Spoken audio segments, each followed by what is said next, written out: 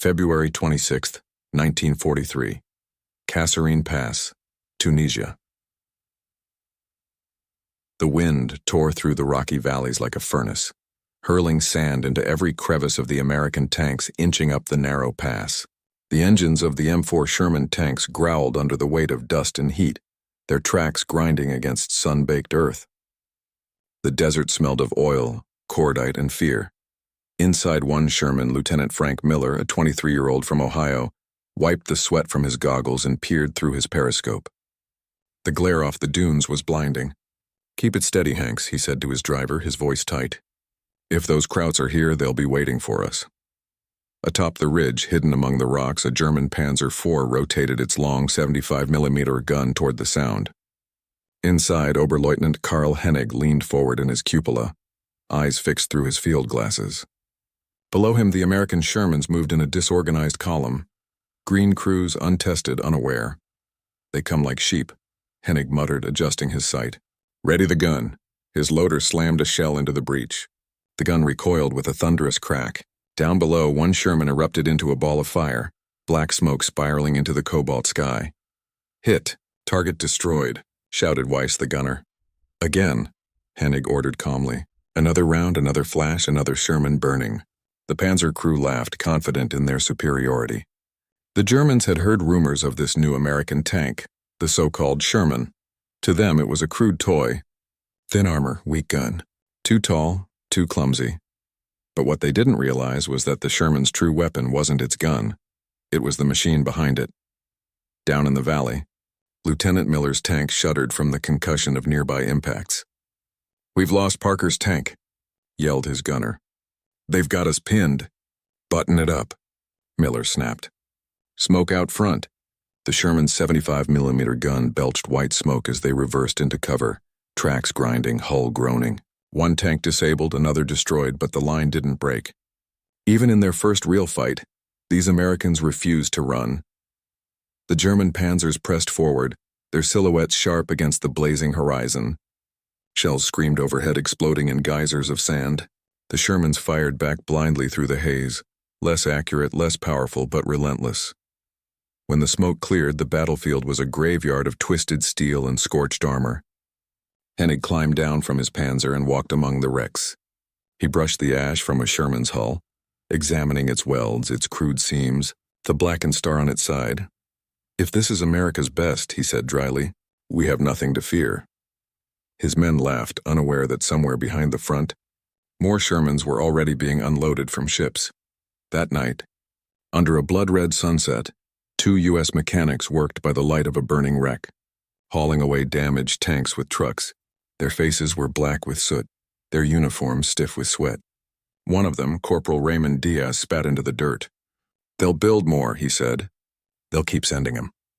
You watch. He was right. For every Sherman destroyed at Kasserine, 3 more were already on their way across the Atlantic. Fresh crews, fresh steel, fresh resolve. In a few months, the same tanks the Germans mocked in the desert would return, not in dozens, but in hundreds, and this time they wouldn't be alone. April 3, 1943, Detroit, Michigan. While battles raged across the deserts of North Africa, half a world away, the real war machine was roaring to life. The night air over the Detroit Arsenal tank plant shimmered with sparks. Welding torches hissed, hammers rang out, and the rhythmic clatter of the assembly line echoed through cavernous steel halls. A foreman shouted above the din, clipboard in hand, "Let's move it. Every minute counts." Around him, thousands of men and women, mechanics, engineers, riveters, worked in organized chaos. They weren't soldiers, but every bolt they tightened and every seam they welded was a shot fired at the axis.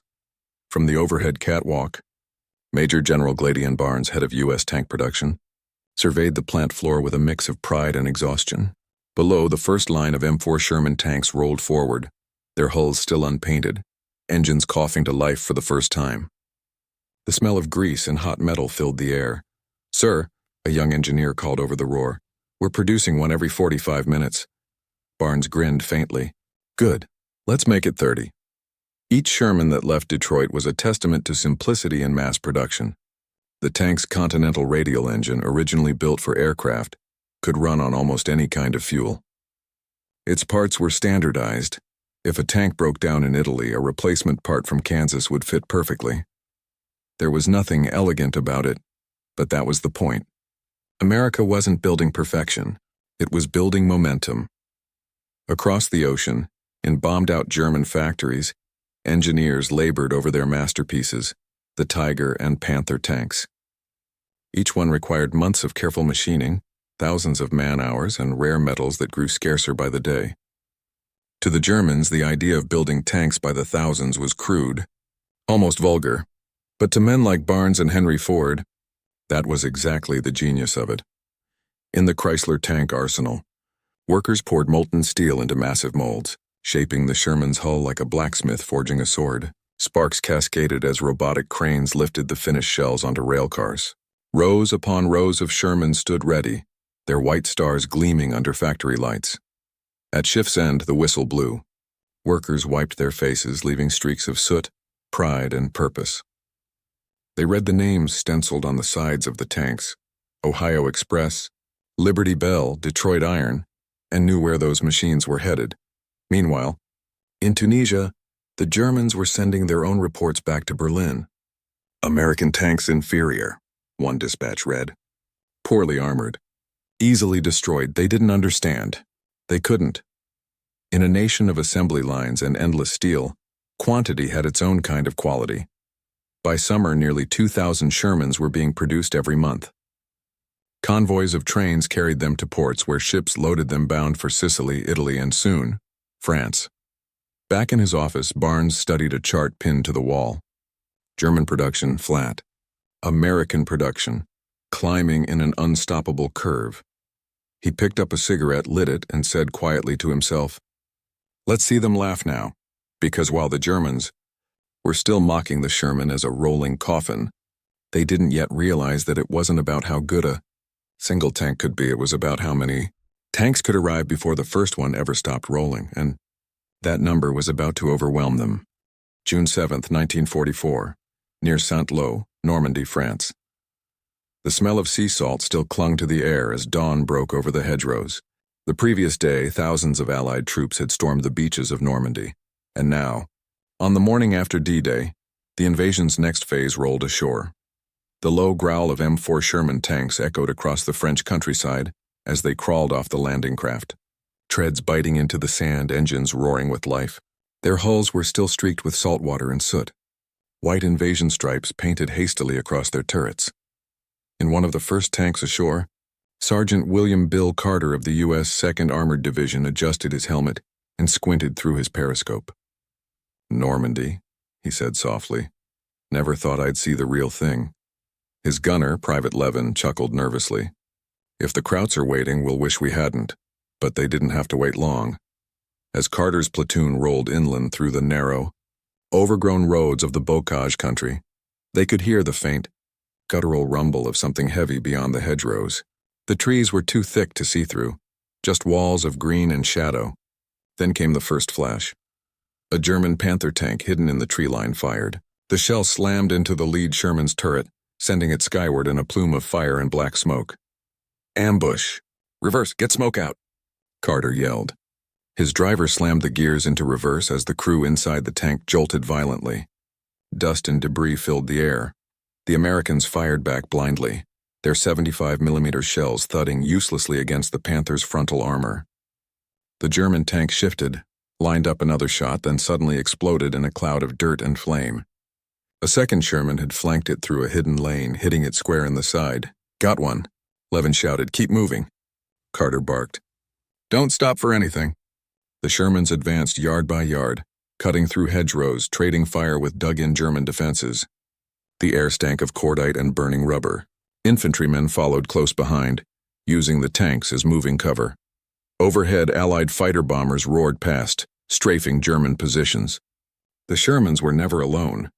They were part of a living machine, a coordinated onslaught of armor, infantry, air power, and logistics. By afternoon, hundreds of Shermans had fanned out across Normandy, filling every lane, every hilltop, every village square. For every tank that fell, two more seemed to appear, trundling up from the beaches.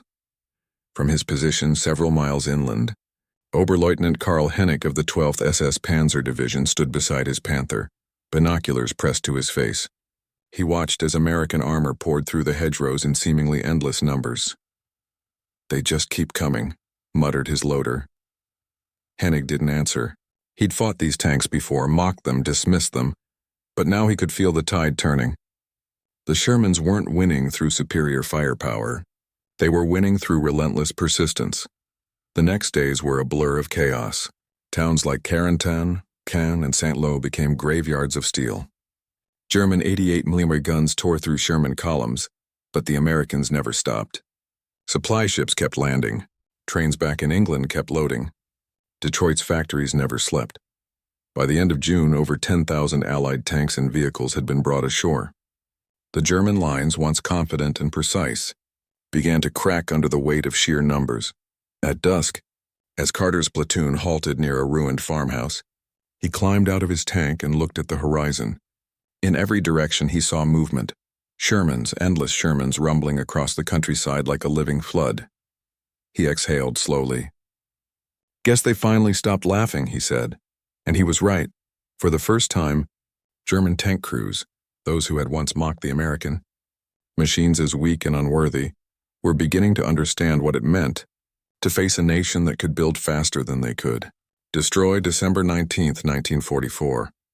Near Bastogne, Belgium, snow fell in thick, heavy flakes, muting the sounds of war. The forests of the Ardennes were silent, save for the distant thump of artillery and the low groan of tank engines struggling through frozen mud. Inside the turret of an M4 Sherman, Sergeant Bill Carter rubbed his gloved hands together, his breath forming small clouds in the frigid air. "Cold as hell," muttered his gunner, Levin, his voice trembling. "And they say the Germans ain't even started their push yet." Carter stared through the periscope. Beyond the tree line, the faint outline of a Tiger tank emerged, massive, menacing, its thick armor dusted with snow. Its engines snarled like a beast in the night. "All right, boys," Carter said quietly. "We're not backing off." "Load heat." Levin rammed the shell into the breech. The loader's teeth chattered not from fear but from the cold. The Battle of the Bulge had begun. Hitler's last great offensive. Thousands of German tanks and soldiers surged through the Ardennes, trying to split the Allied line in two. The Americans were caught off guard, under-equipped, outnumbered, but not outbuilt. Even as German panzers rolled westward, replacements, Shermans, trucks, fuel, ammunition, were already rumbling east from France. The Allies' logistical machine never stopped moving, even in the dead of winter. The Tiger fired first. Its 80mm shell ripped through the forest, smashing into a nearby Sherman and sending its turret skyward. The explosion lit up the snow like a brief, terrible sunrise. "Jesus," whispered Levin. "Steady," Carter growled. "On my mark." He lined up the Tiger's flank through the scope, heart pounding. The Tiger was turning, too slow, too heavy. Carter fired. The Sherman's gun roared, the recoil slamming through the crew. The shell struck the Tiger's side armor. For a heartbeat, nothing happened. Then a faint puff of smoke followed by a fire that spread along the beast's hull. "Hit," shouted Levin. "She's burning." The crew erupted in exhausted cheers. Carter didn't smile. He just exhaled, watching the flames consume the Tiger in silence. He knew how many Shermans it took to kill a single German tank, 3, sometimes 5. But there were always more ready to take their place. Across the snow-covered valleys, the battle raged on. American tank crews learned to fight smarter. They struck from the flanks, used the terrain, called in air support. The Shermans worked in packs, coordinating through radios, something the Germans still lacked in every tank. By late December, the tide began to turn. The Luftwaffe was crippled by fuel shortages, and the German tanks, superior though they were, simply couldn't move fast enough or stay supplied. In one shattered village, Oberleutnant Karl Hennig stood beside his damaged Panther, listening to the sound of Allied artillery getting closer. His gunner, pale and exhausted, looked to him for orders. "Herr Oberleutnant," he said quietly, "there are too many. They just keep coming." Hennig didn't reply. He looked at the endless columns of American armor stretching across the valley below, the white stars on their hulls stark against the snow. He thought of Kasserine, of that first day in Tunisia when the Shermans had burned like matchsticks. Back then he'd mocked them, laughed even. But now, staring down at this avalanche of steel and resolve, the laughter had long since died. By Christmas Eve, the roads leading into Bastogne were lined with burned-out tanks, German and American alike. The snow around them was stained black with oil and red with blood, yet the Americans held. As night fell, Carter's crew huddled inside their Sherman, the engine idling for warmth. They shared a single can of beans between them, steam rising from the tin. Outside, snowflakes drifted over the wreckage of the day's fight. Carter raised his head and listened. Distant engines. The low, steady rumble of reinforcements. More Shermans, he smiled faintly. Guess Santa brought us some armor, he murmured. The crew laughed weakly, the sound swallowed by the winter night. The Germans still had their Tigers and Panthers. But America had something greater, the power to replace what was lost. For every tank destroyed, 2 more were already on the road. For every crew that fell, another was ready to climb aboard. The snow kept falling, and so did the shells. The flood of Shermans showed no sign of stopping. March 24, 1945, Wesel, Germany. The Rhine River glimmered under the pale morning sun, its surface broken by the hum of engines and the steady churn of pontoon bridges being laid across the current. The air was sharp and cold, heavy with the smoke of distant artillery. On the western bank, hundreds of M4 Shermans lined up nose to tail, waiting for the signal to move. Sergeant Bill Carter leaned out of his turret, goggles streaked with grime, watching as engineers guided tanks onto the floating bridge. Hard to believe, he muttered. We're rolling into Germany. Beside him, Private Levin grinned faintly. You think Hennig and his boys still got any fight left? Carter didn't answer. He just looked eastward, where the ruins of Wesel smoldered beyond the river. The end was near, but the fighting would still be fierce. Across the water, Oberleutnant Karl Hennig stood amid the shattered remains of his unit. His Panther tank lay crippled on the roadside, its track blown off by Allied aircraft the day before.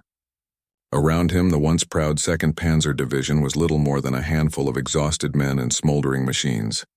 He could hear them coming. Engines. Hundreds of them. A low rumble that grew louder by the hour. He lifted his binoculars and saw it. The vast sea of Shermans crawling forward, crossing the Rhine in perfect formation. The sight was almost unreal. In that moment, Hennig realized what had truly broken the Reich. Not a single decisive battle. Not superior tactics. But industrial inevitability. The Shermans advanced relentlessly. Dust rose from the eastern shore as tank after tank rolled off the bridge and fanned out into the German countryside. Each one bore scars from previous campaigns, patches of welded armor, faded paint, burn marks, but they kept moving. Target that ridge, Carter ordered, as his platoon cleared the crossing. They were deep in German territory now, facing desperate pockets of resistance. Anti-tank guns barked from the tree line, shells whistled overhead, and a few Shermans went up in flames. But the line never faltered. Shermans flanked left and right, their guns booming in unison. Infantry followed close behind, ducking through the ruins. Overhead, Allied planes roared past, strafing German positions. The synchronized fury of air, armor, and manpower crushed every attempt at defense. For the German crews who still fought, the experience was surreal. Tigers and Panthers, once kings of the battlefield, were now outnumbered, outmaneuvered, and out of fuel. Some were abandoned where they stood, others destroyed by their own crews to avoid capture. From a ridge overlooking the town of Hammenkeln, Hennig watched as American tanks rolled through the streets, their white stars gleaming against the gray rubble. He saw children watching from doorways, their faces pale, their eyes hollow. The war was ending, and everyone could feel it. Carter's Sherman clattered into the outskirts of Wesel by midday. Buildings stood half-collapsed, smoke rising from the ruins. He saw a wrecked Panther lying on its side, its massive 75mm gun buried in the dirt. The name Hildegard was painted across its turret in faded white. Levin pointed. Looks like one of theirs gave up the ghost. Carter nodded. Too heavy to run, too proud to last. They drove on. By evening, hundreds of Shermans had crossed the Rhine. The river that once marked Germany's natural barrier now belonged to the Allies. And behind them, the supply lines stretched unbroken all the way back to the factories of Detroit, Cleveland, and Pittsburgh. Back in those plants, new Shermans were still rolling off the lines, even as the war drew to its close. America wasn't slowing down. It was accelerating toward victory. As night fell, Carter and his crew parked their tank by a shattered farmhouse. The stars glimmered faintly through the smoke. He climbed onto the hull and looked east toward Berlin. "From Africa to here," he murmured. "We've come a long damn way." He thought of all the tanks they'd lost, the ones burning in the sands of Tunisia, the mud of Normandy, the snow of the Ardennes, and realized something profound. The Sherman was never meant to be the best tank. It was built to be the last tank standing. On the far side of the front, Hennig watched the glow of American campfires flickering across the valley. The flood had crossed his homeland, and there was nothing left to stop it. May 7, 1945. Near Munich, Germany. The war was over. The fields that once thundered with the roar of engines now lay silent under spring skies. In the distance, church bells tolled for the first time in years, hesitant, uncertain, as if the land itself didn't quite believe the fighting had stopped. Sergeant Bill Carter stood beside his Sherman, now covered in dust and scars. The white star on its hull was chipped and faded, its gun barrel streaked with soot. Around him, soldiers of the 2nd Armored Division milled about quietly, sharing rations, letters, and cigarettes. The air smelled of damp grass and burnt rubber. Levin climbed down from the turret, holding a small metal plate he'd pried off a wrecked German Panther. "Thought you'd want a souvenir," he said with a grin. Carter turned it over in his hands. The plate was stamped with German precision, serial numbers, manufacturing codes, neat Gothic lettering. He looked back at his own tank, patched, noisy, crude, and chuckled. "Hell," he said, "ours may not look pretty, but it got us here." He wasn't wrong. Across Europe, the wrecks of Tigers, Panthers, and Stugs littered the countryside, burned-out shells, monuments to over-engineering. Their crews had fought with courage and skill, but no machine, no matter how advanced, could stand against an enemy that never stopped coming. Meanwhile, the Shermans kept rolling. Even now, convoys of them were moving east toward occupation zones, others being loaded onto ships for the Pacific. They had become the workhorses of the modern age, symbols not of perfection, but of persistence. In a captured German field headquarters, Oberleutnant Karl Hennig sat alone at a wooden desk, the surrender order lying open before him. His uniform was frayed, his eyes hollow. Through the shattered window, he could see the silhouettes of American tanks parked in the valley, familiar shapes that had haunted him from Tunisia to the Rhine. He reached for his journal and wrote a single line. "We mocked them. We thought them weak, but they never stopped coming." He closed the book and stared at the distant Shermans one last time. The faint echo of their engines carried on the wind. For the Allies, the war had proven something no strategist had ever dared to imagine, that mass simplicity and coordination could defeat even the finest machines on Earth. The Sherman was not fast, nor invincible, nor beautiful. Its armor could be pierced. Its gun was often outmatched. Crews joked bitterly that it caught fire if you looked at it wrong. But it was easy to fix, easy to ship, and above all, easy to replace. In 1944, Germany built fewer than 4,000 tanks. America built over 49,000 Shermans. Every time a Tiger took out one Sherman, 3 more appeared to finish the job. Every time a Panther broke down, 10 more Shermans were already landing in France. It wasn't just a tank, it was an idea. An idea forged in steel, sweat, and sheer determination. Months later, back home in Ohio, Carter returned to his family's farm. The fields were green again. His old Sherman, Liberty Bell, had been shipped back for a post-war parade, its gun barrel draped with flowers. He stood beside it, running his hand along the scratched hull. A reporter asked him, "Sergeant, what was it like, driving a tank like that across Europe?" Carter smiled faintly. "Like driving hope," he said. "Slow, loud, and stubborn, but it got there." As the parade passed, children waved little American flags, their reflections shining off the Sherman's steel sides. Few would ever understand the magnitude of what that tank represented. Not just victory, but endurance. From the burning deserts of Tunisia to the snow-laden forests of the Ardennes, the Sherman had proven one timeless truth of war. You don't win by being the best. You win by being there again and again, until the enemy has nothing left to fight with. And in that truth lay the real genius of the M4 Sherman, the tank the Germans laughed at. The tank that wouldn't stop coming. The tank that won the war.